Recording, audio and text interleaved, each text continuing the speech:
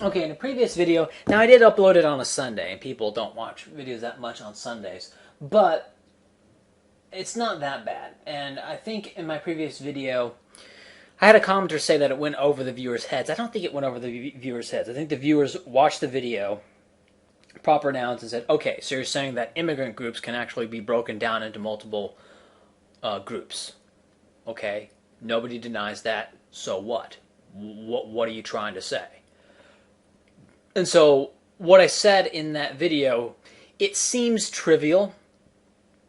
And of course, people who call themselves left-wing, globalist, internationalist, anti-racist, anti-religious, those kinds of people, of course they are aware that Indian immigrants, African immigrants, East African, and they could probably even are even smart enough to recognize differences between East, West, and South Africans and Bushmen and Pygmies, and then those are the five sub-racial groups or racial groups, depending on how you define race. Anyway, they can identify differences between immigrant groups. They don't see them as all the same in a narrow technical sense, but I would say that with them, the ideological category of immigrant minority overrides the specific characteristics of these groups, right? And the example I thought of is the racial identity groups in blacks and mestizos in the U.S. Blacks, for example, you have all the various black-only organizations. Libertarian realists talked a lot about this. United Negro College Fund, Congressional Black Caucus, Association of Black Lawyers, Association of Black Cardiologists, which he thought was funny because there are like 100 of them or something.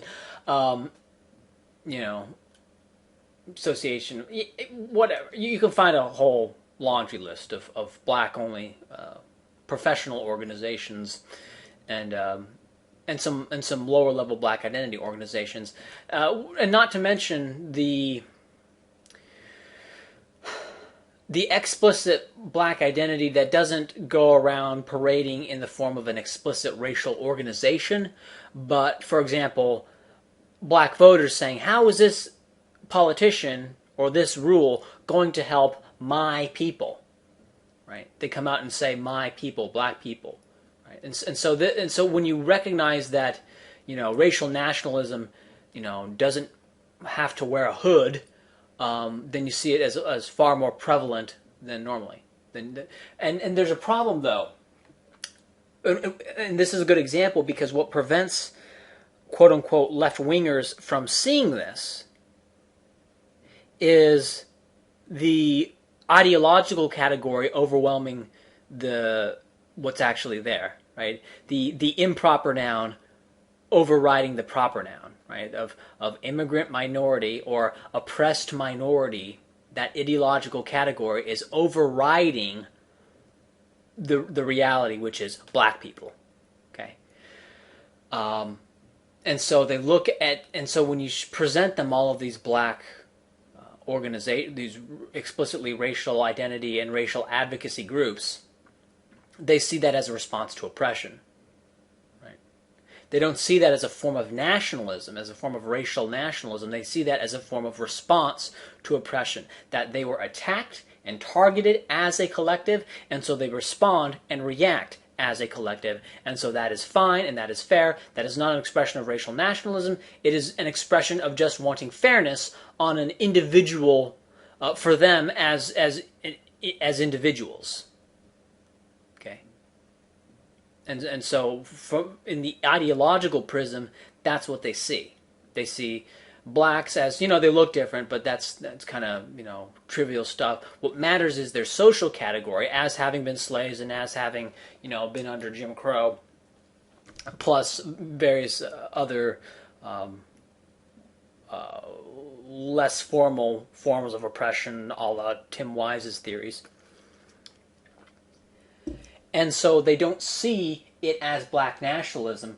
They see it as the little guy. That's what they see it as. They see it as a little guy who's been unfairly treated reacting to the unfair treatment. And perhaps finding some solidarity with a fellow men who are down at the bottom being treated unfairly. That's how they see it.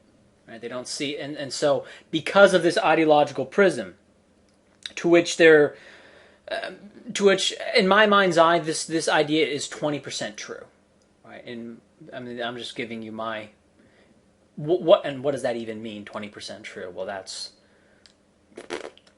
I can't even describe that. But in my mind's eye, all these black nationalist groups, it's 20% of response to perceived injustices, and note the term perceived, not necessarily real, though it could be real. And 80% is just a result of black identity, black racial identity. And black racial identity gets a free pass because it gets to be masked with this ideological term, with the ideological story of oppression.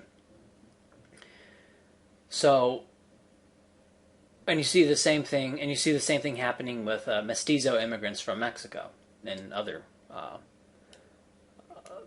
mixed Native American countries. So that's what I mean by proper nouns.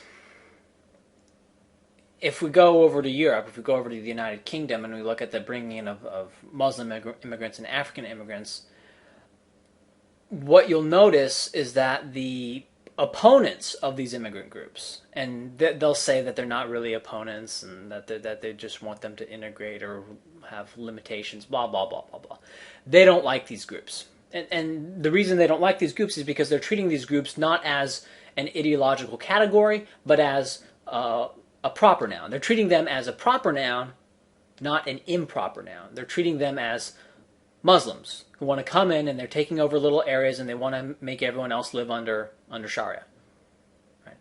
About half of them do right now, and the later generations actually get more pro-Sharia over time. And also, the blacks, the African immigrants, they all vote socialist, and it appears that they're doing so. It could be, an individual, mentality like, well, I'm kind of poor and I want some good stuff for me, so I'm going to vote for that. Maybe there's some of that, but when we look at the explicit black racial identity in the United States, I'm not quite so sure to what degree it exists in the United Kingdom.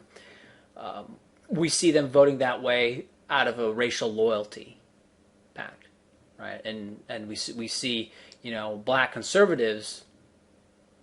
It's not so much that they're said to be betraying their race, right? It's not a betrayal of the oppressed groups of people, right? It's not the betrayal of an oppressed category. Right? No, what black people say about Thomas Sowell and Walter Williams is that they are betraying their race, right? Not class, race. Now, white liberals, white quote-unquote leftists, they look at Thomas Sowell and Walter Williams as betraying their class and, in a roundabout way, betraying their race, but only in so much as their race is effectively a class. See? And that's what I mean. And I'm having trouble formulating this thought into words, this seeing things in terms of proper nouns as opposed to improper nouns, seeing things as specifically what they are as opposed to, an ideologically preconceived category. So there you go.